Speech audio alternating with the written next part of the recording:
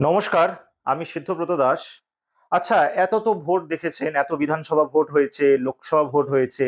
কখনো দেখেছেন একটা পার্টি, যে পার্টি দাবি করছে যে তারা 1 মাসের মধ্যে সরকার গঠন করতে চলেছে, সেই পার্টি প্রার্থী খুঁজে পাচ্ছে না? প্রার্থী নাকি নেই তার কাছে, সে বসে আছে কখন কোন দল থেকে কে আসবে এবং তাকে টিকিট দেওয়া হবে।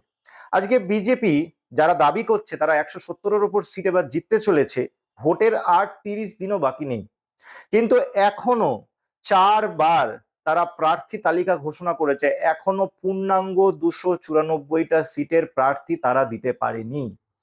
এখনো পর্যন্ত তারা লোক খুঁজে পাচ্ছে না এই 294টা জায়গায় কাকে দাঁড় করানো যেতে পারে, কিন্তু তারা দাবি করছে যে তারা 170টার উপর সিটে জিতবে। কখনো অতীতে কোনো ভোটে কোনো রাজ্যে এই ধরনের ঘটনা দেখেছেন?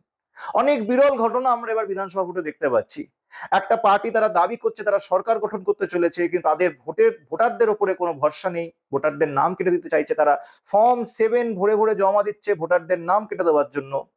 প্রার্থী খুঁজে পাচ্ছে না, প্রশাসনের কারুর ওপর ভরসা নেই তাদের। তাহলে জিতবে কার ভরসায়? মানুষ তার সঙ্গে নেই, প্রশাসন নেই, এমনকি প্রার্থীও নেই। কোনো পার্টি যদি সরকার গঠন করতে আসে, করতে চলেছে, তাহলে তো তাদের পার্টি অফিসের বাইরে লাইন লেগে যাবে লোকেদের টিকিটের জন্য। সবাই চাইবে সেই পার্টির টিকিট পেতে, কারণ সেই পার্টি তো ক্ষমতায় আসতে চলেছে। কিন্তু বিজেপি 4 বারেও তারা 294টা আসনের প্রার্থী ঘোষণা করতে পারলো না। এর থেকে বোঝা যায় যে কতটা দেউলিয়া হয়ে গেছে দলটা, কতটা তার শিকড় আলগা, এবং পশ্চিমবঙ্গের ভোটে কি হতে চলেছে। আপনারা দেখছেন গণমঞ্চ বার্তা। এরকম ভিডিও দেখার জন্য লাইক, শেয়ার এবং সাবস্ক্রাইব করুন। জয় বাংলা।